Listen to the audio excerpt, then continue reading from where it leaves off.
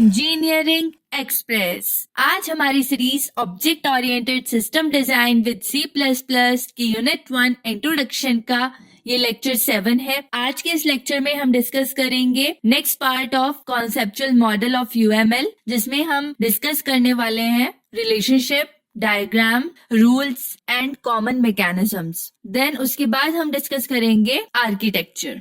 हमने हमारे last lectures में डिस्कस किया था the meaning of object orientation, object identity, encapsulation, information hiding, polymorphism, genericity, importance of modelling, principles of modelling, object oriented modelling and introduction to UML। उसके अलावा हमने conceptual model of UML का introduction और उसका first part discuss किया था, things. So friends, आप एक कॉपी और पेन लेकर बैठ जाएं ताकि आप कोई भी इम्पोर्टेंट पॉइंट आपको लगे जो नोट्स में नहीं है बट एक्सप्लेनेशन के टाइम पे आपको लग रहा है कि हाँ नोट करना चाहिए, तो आप वो पॉइंट्स नोट डाउन कर सकते हैं साथ साथ। और कुछ अगर मैं बता रही हूँ कि हाँ ये एग्जाम पॉइंट ऑफ व्यू से इम्पोर्टेंट टॉपिक है तो आप उसको नोट डाउन कर सकते हैं ताकि बाद में रिविजन टाइम पे आप सिर्फ इम्पोर्टेंट पॉइंट्स पर ही फोकस करें। सो आज का लेक्चर हम स्टार्ट करते हैं with the topic relationships. Relationships in UML describe how different elements like classes, objects and use cases interact and connect with each other. Relationship हमें ये चीज बताते हैं कि कैसे जो डिफरेंट पार्ट्स हैं UML के, जैसे क्लासेस हैं, ऑब्जेक्ट हैं, वो किस तरीके से आपस में इंटरेक्ट कर रहे हैं और किस तरीके से वो कनेक्टेड है एक साथ। There are 5 kinds of relationship in UML। हमारे UML में 5 काइंड ऑफ रिलेशनशिप है। पहला, डिपेंडेंसी, नीड्स हेल्प। डिपेंडेंसी का मतलब एक क्लास जो है वो दूसरी क्लास पे डिपेंड हो रही है अपने काम के लिए। One class depends on another class to work. If the dependent class changes, the other class may be affected. जो क्लास डिपेंड हो रही है वो भी अफेक्ट होगी अगर जिसपे वो डिपेंड हो रही है उसमें कुछ चेंजेस हुए तो। For example, a payment gateway depends on a bank account to process transaction. जो पेमेंट गेटवे होता है वो बैंक अकाउंट पे डिपेंड करता है अपने ट्रांजेक्शन्स को प्रोसेस करने के लिए। डायग्राम, हम UML डायग्राम में किस तरीके से डिपेंडेंसी रिलेशनशिप को शो करते हैं with the help of dashed line from dependent class to other class. Next is association. Association मतलब work together. Two classes are connected and need to interact. दो classes के बीच में अगर एसोसिएशन का रिलेशन है, इसका मतलब वो आपस में साथ में काम कर रहे हैं। They are connected and they need to interact with each other. They can be linked 1 to 1, 1 to many or many to many. जो एसोसिएशन रिलेशन है उसमें एक क्लास एक से कनेक्टेड हो सकती है, एक क्लास बहुत सारी क्लासेस से कनेक्ट हो सकती है, या बहुत सारी क्लासेस बहुत सारी क्लासेस से कनेक्ट हो सकती हैं। For example, a student is associated with a teacher because they interact. जो स्टूडेंट टीचर के बीच में रिलेशन होता है वो एसोसिएशन का होता है क्योंकि वो साथ साथ काम करते हैं और उनको आपस में इंटरेक्ट करना होता है काम करने के लिए। जैसे कि टीचर जो है वो पढ़ाता है स्टूडेंट को तो उसको इंटरेक्ट करना होता है इस तरीके से, और स्टूडेंट जो है उनको आंसर देना होता है, डाउट पूछना होता है, तो वो इस तरीके से इंटरेक्ट करते हैं टीचर्स के साथ। It is a 2-way relation. Diagram में हम कैसे शो करते हैं, मतलब UML डायग्राम में हम कैसे शो करते हैं with the help of solid line between 2 classes. Generalization. Generalization is a relationship. It is a relationship. One class is a special version of another. इसमें एक क्लास जो है वो एक स्पेशल वर्जन होती है दूसरी क्लास की। We can also say that कि ये एक पेरेंट चाइल्ड रिलेशनशिप की तरह भी होता है, जिसमें जो चाइल्ड क्लास है वो कुछ प्रॉपर्टीज, कुछ फीचर्स इनहेरिट करती है फ्रॉम द पेरेंट्स क्लास। जो चाइल्ड क्लास है वो एक स्पेशल वर्जन है पेरेंट क्लास का। या फिर हम इस तरीके से समझ सकते हैं कि एक कार है, वो हमारी सपोज पेरेंट क्लास है और उसकी चाइल्ड क्लास है BMW या फरारी या मर्सिडीज, तो ये उसके स्पेशल वर्जन्स हैं। तो ऐसे 2 क्लासेस के बीच में जो रिलेशन होगा वो होगा generalisation. For example, a sparrow is a type of bird. जो स्पैरो है वो एक स्पेशल वर्जन ऑफ बर्ड है। इसको हम कैसे शो करते हैं UML डायग्राम में with the help of arrow pointing from child class to parent class. Next is aggregation. Aggregation को हम कह सकते हैं whole part relationship. Whole part relationship का मतलब एक पूरा कंप्लीट पार्ट और उसका एक सेपरेट पार्ट। इसको समझते हैं ऐसे, one big class contains smaller parts but the parts can exist separately. इसका मतलब है कि एक बिग क्लास है वो बहुत सारे पार्ट्स को कंटेन करती है, छोटे छोटे पार्ट्स को, लेकिन जो पार्ट्स हैं वो अलोन भी एग्जिस्ट कर सकते हैं। जैसे एक कार है, वो बहुत सारे पार्ट से बनी हुई है, व्हील है, इंजन है, ब्रेक्स हैं और भी बहुत सारे पार्ट्स हैं उसके, राइट। लेकिन जो व्हील है वो एक अलोन पार्ट की तरह भी एग्जिस्ट कर सकता है, उसको किसी और पार्ट की नीड नहीं है।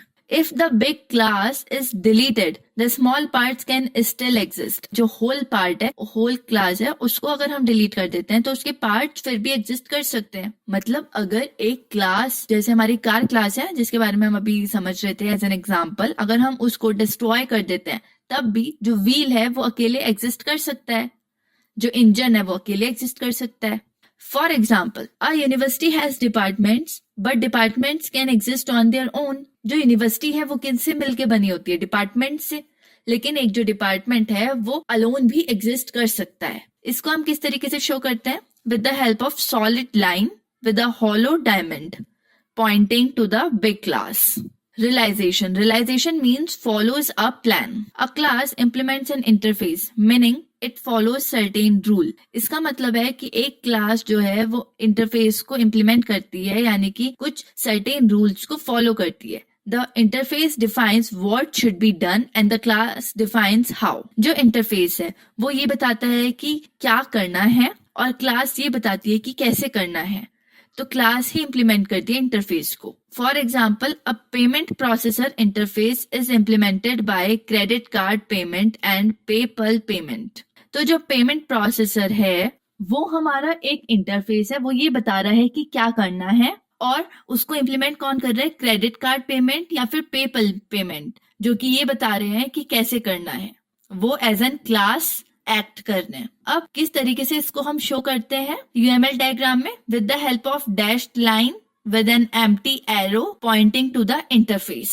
Now the next topic is diagrams in the UML. A diagram in UML is a visual representation of a system's structure or behavior. It's a way to show the relationships between different parts of a system, making it easier to understand and communicate. जो diagram है ये एक ऐसा method है जिसकी help से हम different parts of system जो है उनके बीच में रिलेशनशिप्स को शो कर सकते हैं। हम हमारे सिस्टम के स्ट्रक्चर को हम शो कर सकते हैं, विजुअलाइज कर सकते हैं डायग्राम्स की हेल्प से, उसके बिहेवियर को हम विजुअलाइज कर सकते हैं। डायग्राम्स हमें समझने में और कम्युनिकेट करने में और आसान कर देता है सिस्टम के साथ। हम बहुत इजीली सिस्टम को समझ सकते हैं, उसकी वर्किंग को समझ सकते हैं और उसके साथ कम्युनिकेट कर सकते हैं डायग्राम्स की हेल्प से। So UML includes 9 such diagrams. First is class diagram. Class diagram means system structure. Class diagram ये चीज शो करता है कि how classes are connected and related. Classes आपस में कैसे connected हैं और कैसे related हैं. It's like a map of the system's building block. जो system का building block है, हमने अभी पढ़ा था ऊपर, हमारे 3 major parts होते हैं, building block, rules and common mechanism. तो जो बिल्डिंग ब्लॉक है उसका पूरा जो मैप है उसको हम समझ सकते हैं कि दैट्स कॉल्ड क्लास डायग्राम। तो क्लास डायग्राम एक सिस्टम के बिल्डिंग ब्लॉक का एक मैप होता है। ये चीज बताता है कि क्लासेस के बीच में क्या रिलेशन है और किस तरीके से वो कनेक्टेड है। For example, a student class connected to a teacher class. जो एक स्टूडेंट क्लास है वो टीचर क्लास से किस तरीके से रिलेटेड है। तो अभी हमने समझा था रिलेशनशिप्स को पढ़ते हुए कि उन दोनों के बीच में एसोसिएशन रिलेशन होता है। ऑब्जेक्ट डायग्राम या फिर हम कह सकते हैं सिस्टम स्नैपशॉट, मतलब सिस्टम की एक फोटो, उसका एक snap. It shows how objects interact at a specific moment. जो ऑब्जेक्ट डायग्राम है वो ये चीज शो करते हैं कि जो ऑब्जेक्ट्स हैं वो आपस में कैसे इंटरेक्ट करते हैं किसी स्पेसिफिक मोमेंट पे, वो किस तरीके से इंटरेक्ट कर रहे हैं आपस में। It's like a photo of the systems behaviour at a point in time. मतलब किसी सर्टेन पॉइंट पे सिस्टम का बिहेवियर कैसा है उसकी एक फोटो, उसकी एक पिक्चर, हम वो कह सकते हैं कि that's called object diagram. For example, a student object, you can say John, connected to a teacher object mister Sharma. तो वो आपस में कैसे इंटरेक्ट कर रहे हैं, उनका बिहेवियर कैसा है, वो चीज कौन शो करेगा? Object diagram. Third is use case diagram और we can say user interaction. It shows how users interact with the system. Users कैसे सिस्टम के साथ इंटरेक्ट कर रहे हैं वो कौन शो करेगा? User case diagram. It's like a list of system features and how people use them. ये एक लिस्ट होती है जिसमें कि सिस्टम के सारे फीचर्स एडेड होते हैं। हमने एक लिस्ट बनाई सिस्टम के सारे फीचर्स की, और जो पीपल हैं, जो यूजर हैं, उनको कैसे यूज कर रहे हैं, तो ये कौन शो करेगा? User case diagram. For example, a user logs into a website to book ticket. तो एक लॉग इन फीचर को यूजर कैसे यूज कर रहा है अपनी टिकट्स को बुक करने के लिए किसी वेबसाइट पे, तो ये चीज कौन शो करेगा डायग्राम में? User case diagram. Next is sequence diagram, और we can say order of actions. ये चीज शो करता है कि किस ऑर्डर में हमारे जो ऑब्जेक्ट्स हैं वो कम्युनिकेट कर रहे हैं, उनके सारे एक्शंस, उनके सारा टोटल इंटरेक्शन जो है वो किस ऑर्डर में हो रहा है, वो सीक्वेंस डायग्राम शो करेगा।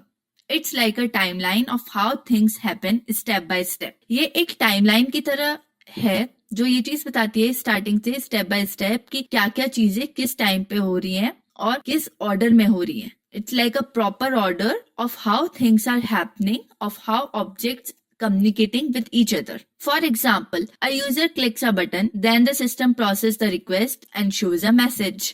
तो ये पूरा एक स्टेप बाय स्टेप ये शो करेगा कि पहले यूजर ने बटन को क्लिक करा, उसके बाद नेक्स्ट स्टेप में सिस्टम ने उस रिक्वेस्ट को प्रोसेस किया, थर्ड स्टेप में उसने रिजल्ट शो करा एज अ मैसेज। तो ये कौन शो करेगा यूएमएल डायग्राम में? Sequence diagram. Fifth is collaboration diagram, और we can say team work of objects. Collaboration से हम वर्ड से ही समझ सकते हैं कि it's like a team work. कोई बहुत सारे सिंगल सोर्सेज हैं वो आपस में कोलैबोरेट कर रहे हैं, बहुत सारे ऑब्जेक्ट्स हैं वो आपस में कोलैबोरेट कर रहे हैं, आपस में एज अ टीम काम कर रहे हैं।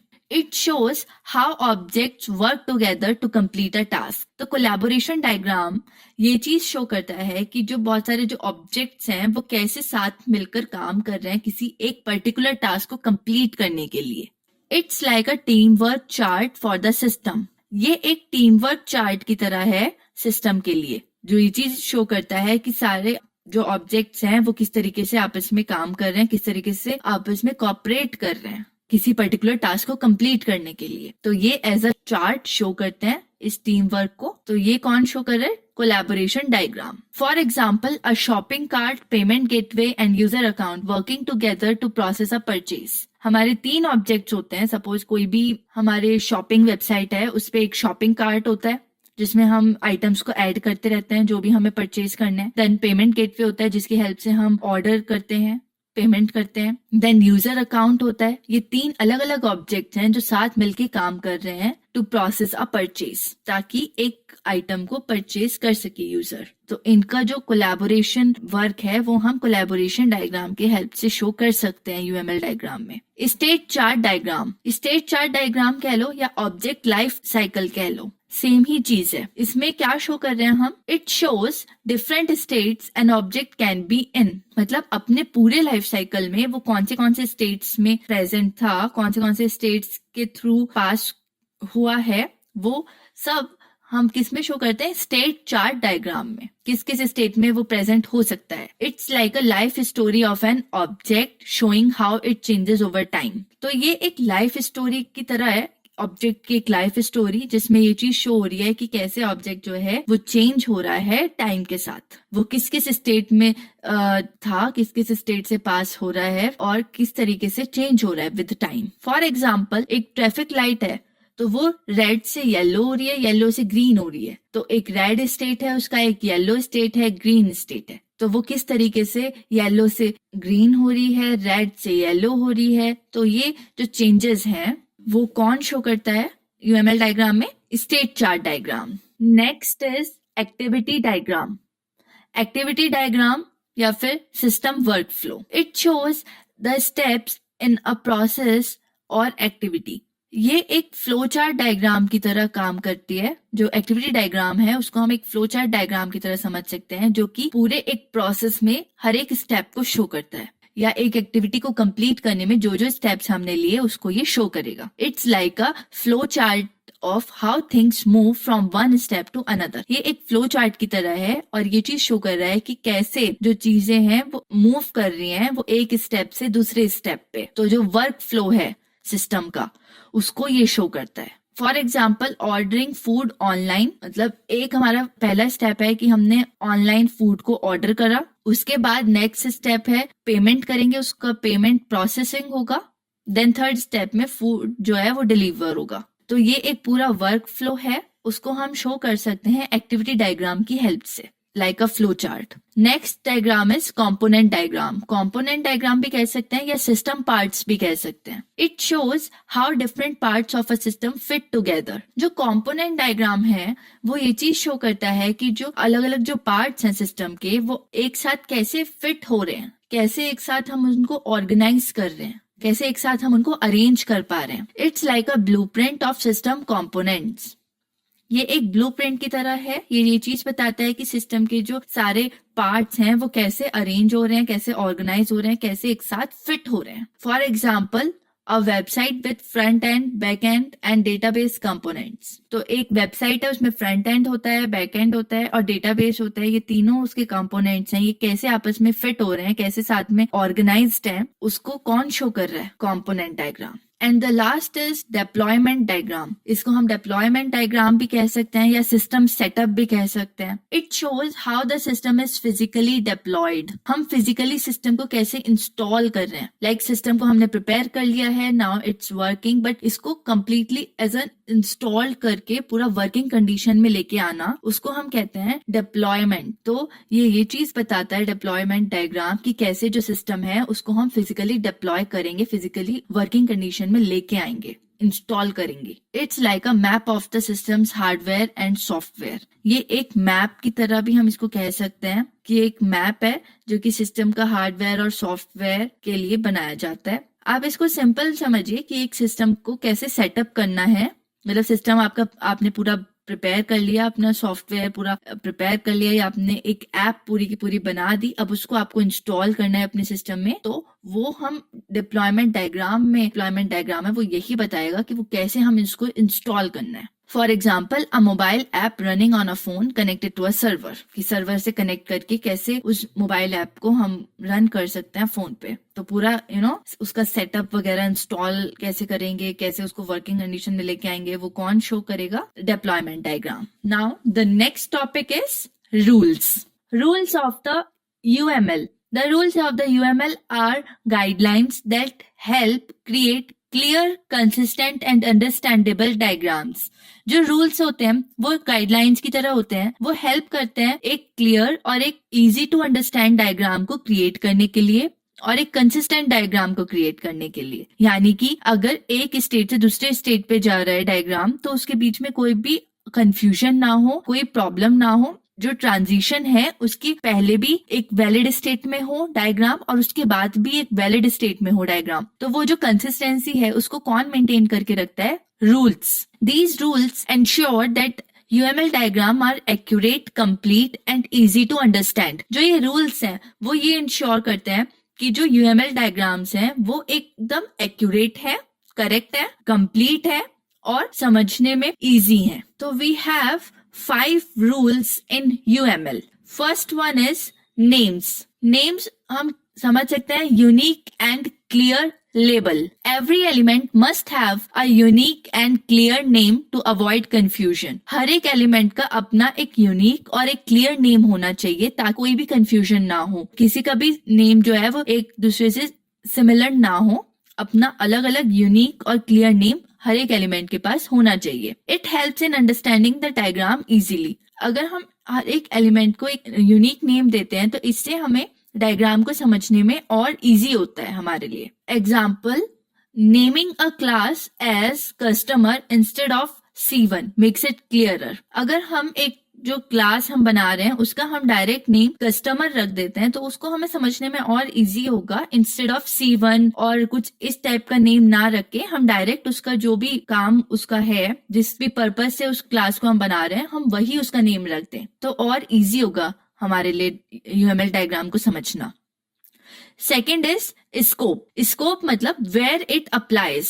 जो स्कोप है वो ये चीज डिफाइन कर रहा है कि where an element can be used in a diagram, कि किसी एक पर्टिकुलर एलिमेंट को हम UML डायग्राम में कहाँ पे यूज कर सकते हैं, वो कौन बताएगा? Scope. It helps avoid using elements outside their valid area. Scope rule की हेल्प से हम एलिमेंट को उनके वैलिड एरिया के बाहर यूज नहीं करेंगे। वो जो कंफ्यूजन है वो अवॉइड हम कर सकते हैं स्कोप रूल की हेल्प से। For example, a login page class is only valid with in the website system, not in a different system like mobile app. एक लॉगिन पेज जो है वो एक वेबसाइट सिस्टम में ही वैलिड होगा, वो किसी और सिस्टम में वैलिड नहीं होगा। जैसे कि मोबाइल ऐप है, उस सिस्टम में वो वैलिड नहीं होगा, तो वहां हम उसको यूज नहीं कर सकते। Third rule is visibility. Visibility मतलब who can access it. Visibility rule controls who can see और access an element. Visibility rule की हेल्प से हम ये चीज कंट्रोल कर सकते हैं कि जो एक पर्टिकुलर एलिमेंट है उसको कौन देख सकता है और कौन उसको एक्सेस कर सकता है। It works like file permission. ये एक फाइल परमिशन की तरह काम करता है। जैसे कि हम फाइल को बना सकते हैं पब्लिक, प्राइवेट या प्रोटेक्टेड। हम एक्सेस स्पेसिफायर्स लगा के फाइल को हम प्रोटेक्ट कर सकते हैं, उसको प्राइवेट बना सकते हैं, उसको पब्लिक बना सकते हैं, कंट्रोल कर सकते हैं उसके एक्सेस को, उसकी विजिबिलिटी को। For example, a password in a class is marked as private so that only the class can access it. एक पासवर्ड है उसको हम एक प्राइवेट मार्क कर सकते हैं क्लास में, ताकि सिर्फ जो क्लास है वही एक्सेस कर सके उसको, और कोई बाहर से उसको एक्सेस ना कर सके। फोर्थ रूल इज इंटीग्रिटी, या फिर हम ऐसे कह सकते हैं इसको logical consistency. It ensures all elements are correctly connected. ये चीज इंश्योर करता है, ये जो रूल है वो ये चीज इंश्योर करता है कि जो सारे एलिमेंट्स हैं वो सही तरीके से आपस में कनेक्टेड हैं। It avoids mistakes in relationships between element. जो भी एलिमेंट्स हैं उनके बीच में जो भी रिलेशन है उसमें कोई मिस्टेक ना हो, उसका ये ख्याल कौन रखता है? Integrity rule. For example, a student class should have a has relationship with course class, not with a car class. एक स्टूडेंट क्लास जो है उसका रिलेशनशिप कोर्स क्लास से हैज होना चाहिए, ना कि कार क्लास से हैज होना चाहिए। करेक्टली कनेक्टेड हो और सही रिलेशन हो बीच में क्लासेस के, उसको कौन मेंटेन करके रखता है? Integrity rule. Fifth rule is execution, और we can say order of actions. Execution rule defines step by step execution of actions. ये जो रूल है ये चीज डिफाइन करता है कि किस ऑर्डर में एग्जीक्यूट हो रहा है कोई भी एक्शन, उसका हर एक स्टेप को ये डिफाइन करेगा। Like it defines step by step execution. It helps in understanding how processes work. ये हमें समझने में बहुत हेल्प करता है कि कैसे प्रोसेसेस जो हैं वो काम कर रहे हैं, कैसे एग्जीक्यूट हो रहे हैं, किस ऑर्डर में एग्जीक्यूट हो रहे हैं, उनके सारे स्टेप्स को समझने में कौन हेल्प करता है? Execution rule. For example, in an ATM system the order is insert card, then enter pin, then withdraw cash, not the other way around. जो ATM सिस्टम है उसमें एक पर्टिकुलर ऑर्डर में ही एग्जीक्यूशन होगा। पहले आप कार्ड को इंसर्ट करोगे, उसके बाद आप पिन को एंटर करोगे, और उसके बाद आप अपने कैश को विदड्रॉ करोगे, और किसी तरीके से उसका एग्जीक्यूशन नहीं हो सकता। तो यही स्टेप बाय स्टेप मेथड है उसके एग्जीक्यूशन का,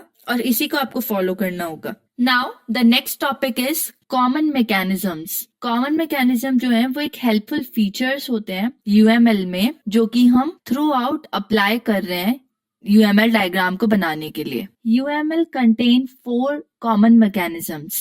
फर्स्ट वन इज स्पेसिफिकेशंस, या फिर हम कह सकते हैं ब्लूप्रिंट ऑफ एलिमेंट। जो स्पेसिफिकेशन मैकेनिज्म है वो एक तरह का ब्लूप्रिंट होता है। It contain the detailed description of an element like a plan. जैसे कि आप किसी प्लान को डिटेल में डिस्क्राइब कर रहे हो कि आपको क्या करना है, कैसे करना है ना। तो आप एलिमेंट को भी डिटेल में डिस्क्राइब कर रहे हो इस स्पेसिफिकेशन के अंदर। आप ये चीज इसमें डिफाइन कर रहे हो कि जो एलिमेंट है वो क्या कर रहा है, वॉट द एलिमेंट डज।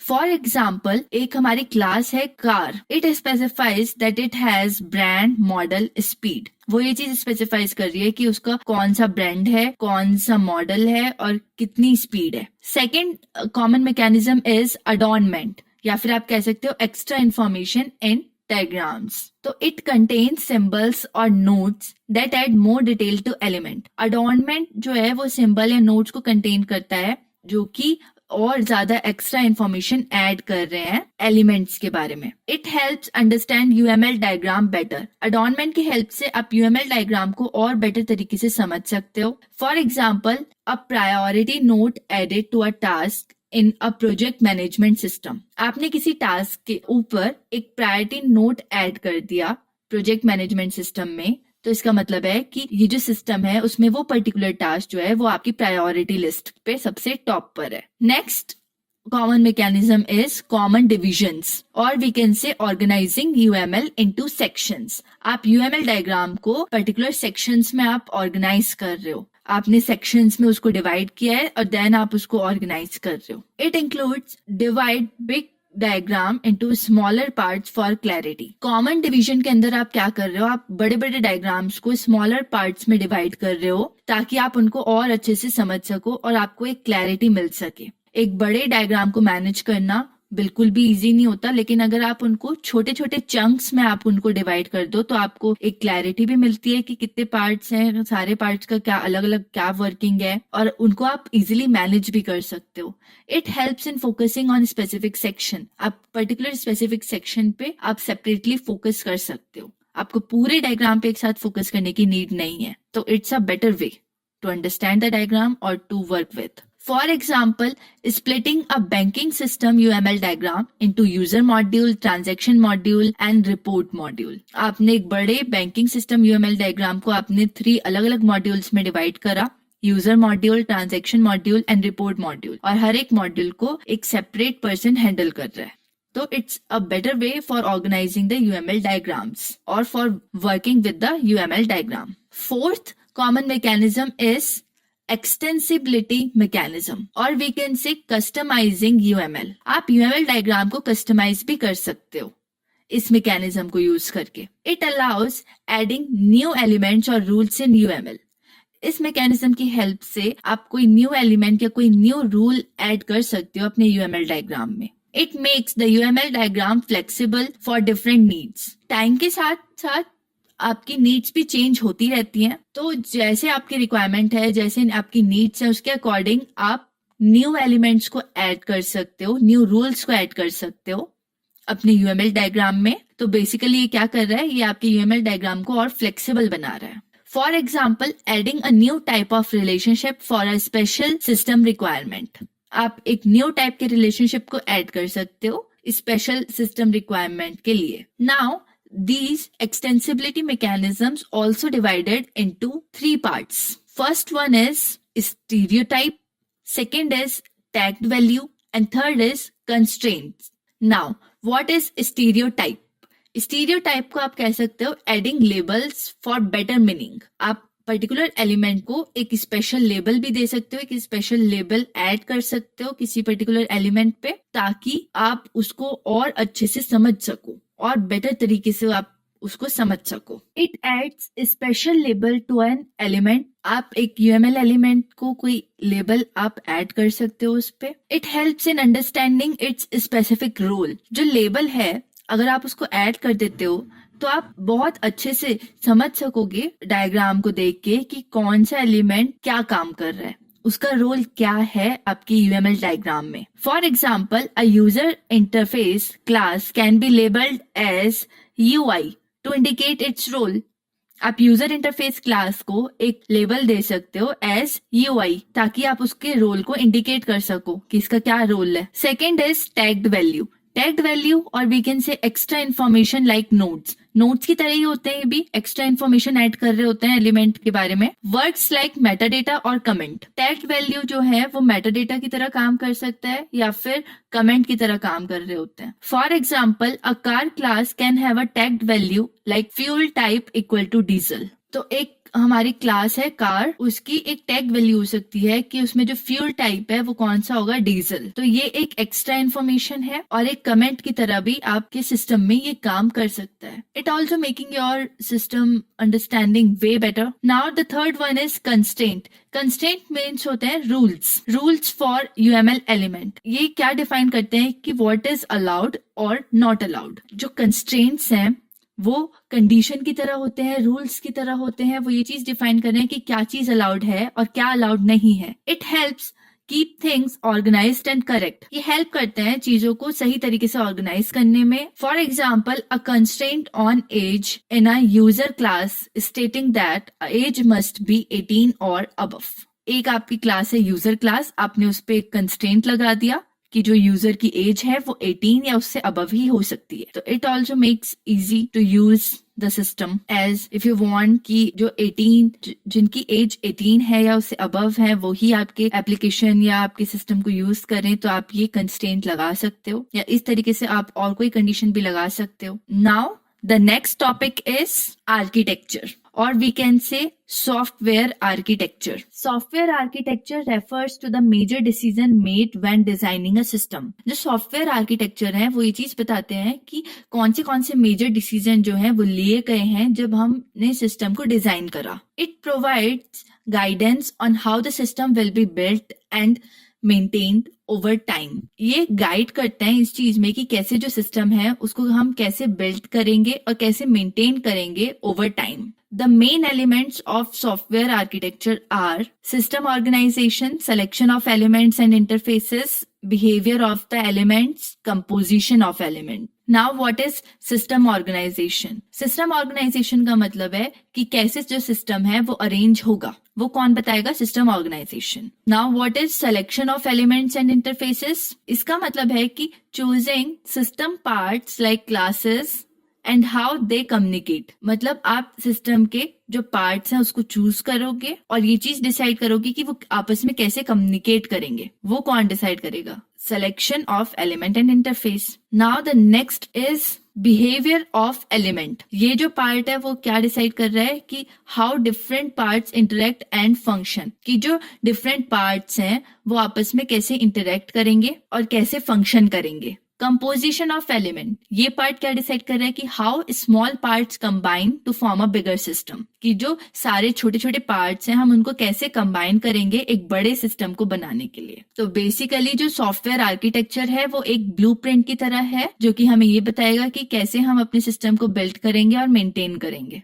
और सारे मेजर डिसीजंस को लेगा जब हम सिस्टम को डिजाइन करेंगे. Now architectural style. This means systems structure and behaviour. An architectural style defines how a system is built and behaves. जो architectural style है वो ये चीज डिफाइन कर रहा है कि सिस्टम कैसे बना और कैसे बिहेव कर रहा है. It help in deciding how different parts connected and work together. ये हेल्प करता है डिसाइड करने में कि कैसे जो डिफरेंट पार्ट्स हैं वो आपस में कैसे कनेक्ट हैं और कैसे साथ में काम कर रहे हैं. Now there are different views of a system. Different views से हम समझ सकते हैं कि different ways to look at a system. एक ही सिस्टम को देखने के बहुत सारे अलग अलग एंगल्स हो सकते हैं, अलग अलग तरीके हो सकते हैं. A software system can be understood from different angles. First one is use case view और we can say users perspective. User के पर्सपेक्टिव से सिस्टम कैसा है और उससे हम कैसे समझ सकते हैं अपने सॉफ्टवेयर सिस्टम को. फोकस. जो यूज केस व्यू है उसका फोकस इस चीज पे होता है कि what the system does from users point of view. जो यूज केस व्यू है वो ये चीज शो कर रहा है कि जो सिस्टम है वो क्या कर रहा है यूजर के पॉइंट ऑफ व्यू से. इसका क्या पर्पस है कि it help in understanding how users interact with the system. ये हमें ये चीज समझने में हेल्प करता है कि कैसे जो यूजर है वो इंटरेक्ट कर रहा है सिस्टम के साथ. यूजर के पर्सपेक्टिव से सिस्टम क्या काम कर रहा है. For example a shopping app where a user adds item to a cart and makes a payment. एक एग्जाम्पल से हम इसे समझ सकते हैं. जो शॉपिंग ऐप है उस पे जो यूजर है वो आइटम्स को ऐड कर रहा है कार्ट में और पेमेंट कर रहा है. डिजाइन व्यू और we can say system structure. इसका फोकस किस चीज पे होता है इस व्यू का?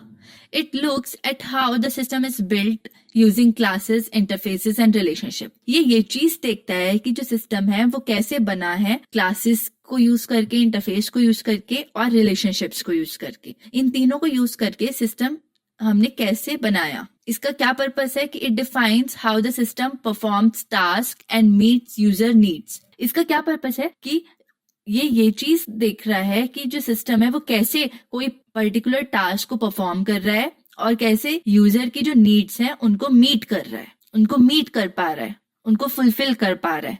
For example A banking app has user, account and transaction classes that interact. एक बैंकिंग ऐप है, उसमें हमारी 3 क्लासेस होते हैं, यूजर क्लास, अकाउंट क्लास और ट्रांजैक्शन क्लास। ये आपस में मिलके कैसे किसी पर्टिकुलर टास्क को परफॉर्म कर रहे हैं और कैसे यूजर के नीड को फुलफिल कर रही हैं, ये कौन देख रहा है? Design view. Next is process view. Process view और we can say managing multiple task at once, बहुत सारे टास्क को एक ही टाइम पे मैनेज करना। ये कौन सा व्यू देख रहा है? Process view. इसका फोकस होता है कि it describe how system handles many task at the same time. ये चीज देख रहा है कि सिस्टम जो है वो कैसे बहुत सारे टास्क एक ही टाइम पे परफॉर्म कर पा रहा है। इसका पर्पस क्या होता है? It ensures the system is fast, scalable and efficient. ये चीज एंश्योर करता है कि जो सिस्टम है वो फास्ट है, स्केलेबल है और एफिशिएंट है, मतलब कम टाइम में ही अपना टास्क कंप्लीट कर पा रहा है, फास्ट है और बहुत एफिशिएंट है, मतलब करेक्ट है। For example, a video streaming app must handle many user watching videos at the same time. एक एग्जाम्पल से हम समझते हैं प्रोसेस व्यू को। एक हमारा वीडियो स्ट्रीमिंग ऐप है, ठीक है, उसको मतलब it must be handle many users. एक ही टाइम पे बहुत सारे यूजर्स जो हैं वो उस वीडियो को वॉच कर रहे होते हैं, तो उन सारे यूजर्स को हैंडल करना होता है उसे एक ही टाइम पे। तो ये कौन देख रहा है? कौन सा जो व्यू है वो इसको मैनेज कर रहा है? Process view. Next is implementation view. Implementation view और we can say how the system is build. System कैसे बना, कैसे क्रिएट हुआ, उसके जो सारे कंपोनेंट्स हैं सिस्टम के वो कैसे क्रिएट हुए, कैसे कनेक्टेड हैं, कैसे काम कर रहे हैं, कैसे इम्प्लीमेंट कर रहे हैं अपने टास्क को। जो भी उन्हें काम दिया गया है, जिसके लिए भी वो बने हैं, उस काम को वो कैसे इम्प्लीमेंट कर रहे हैं, वो कौन सा व्यू मैनेज कर रहा है? Implementation view. Focus, it looks at how system components are created and connected. कैसे जो सिस्टम के जो कंपोनेंट्स है उनको क्रिएट किया गया और कैसे वो कनेक्टेड है। पर्पस, इसका क्या पर्पस है? It helps in managing and organising system development. ये हेल्प करता है मैनेज करने में और ऑर्गेनाइज करने में सिस्टम के डेवलपमेंट को। For example, a mobile app is built using different files and components. तो ये चीज देखता है कि कैसे मोबाइल ऐप, एक एग्जाम्पल से हम इसको समझ सकते हैं कि इम्प्लीमेंटेशन व्यू का क्या काम है। जैसे एक मोबाइल ऐप है, उसको बनाया गया डिफरेंट फाइल्स और कंपोनेंट्स को यूज करके, तो वही चीज ये देख रहा है कि कैसे उसको बनाया गया, कैसे उसको क्रिएट किया गया और कैसे वो काम कर रहा है। तो ये कौन मैनेज कर रहा है कि किसी पर्टिकुलर कंपोनेंट को कैसे क्रिएट किया गया, कैसे वो काम कर रहा है, कैसे वो सिस्टम डेवलपमेंट को मैनेज कर रहा है? Implementation view. Now the last view is deployment view. Deployment view और we can say where the system runs. जो डिप्लॉयमेंट व्यू होता है सिस्टम का, उसका फोकस इस चीज पे होता है कि where the system is installed and run, कि जो सिस्टम है वो अब तो हमने बना लिया, पूरा कंप्लीटली हमने सिस्टम को बना लिया, लेकिन अब वो कहाँ पे इंस्टॉल होगा, कहाँ पे रन होगा, कौन डिस्क्राइब करेगा? ये डिप्लॉयमेंट व्यू।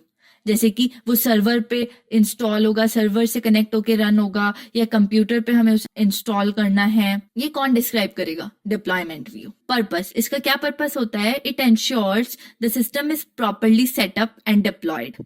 ये चीज इंश्योर करता है कि जो सिस्टम है वो प्रॉपरली सेटअप हो गया है और अब कंप्लीटली वो वर्किंग कंडीशन में है, यानी कि जो यूजर्स हैं वो उसको यूज कर सकते हैं। For example, a cloud based app is deployed on AWS server for global access. एक क्लाउड बेस्ड ऐप आपने बनाया, तो अब डिप्लॉयमेंट व्यू ये चीज डिस्क्राइब करेगा कि कहाँ पे उसको आपको इंस्टॉल करना है। तो उसको आपने डिप्लॉय किया AWS सर्वर पे ग्लोबल एक्सेस के लिए, ताकि सब लोग उसे एक्सेस कर सके। तो ये चीज किसने डिस्क्राइब की कि कहाँ उसको इंस्टॉल करना है? डिप्लॉयमेंट व्यू ने। तो ये पांचों जो व्यू हैं ये आपस में मिलके आपके सिस्टम को अच्छे से डिस्क्राइब कर सकते हैं, आपको हेल्प कर सकते हैं कि आप अपने सिस्टम को और अच्छे से समझ सकें। अलग अलग जो व्यू है उसका अलग अलग टास्क है, तो पर्टिकुलर व्यू जो है वो अपना टास्क अच्छे से कर रहा है। तो इस तरीके से आप अपने सिस्टम को ऑर्गेनाइज करते हो और इजीली अंडरस्टैंड कर सकते हो।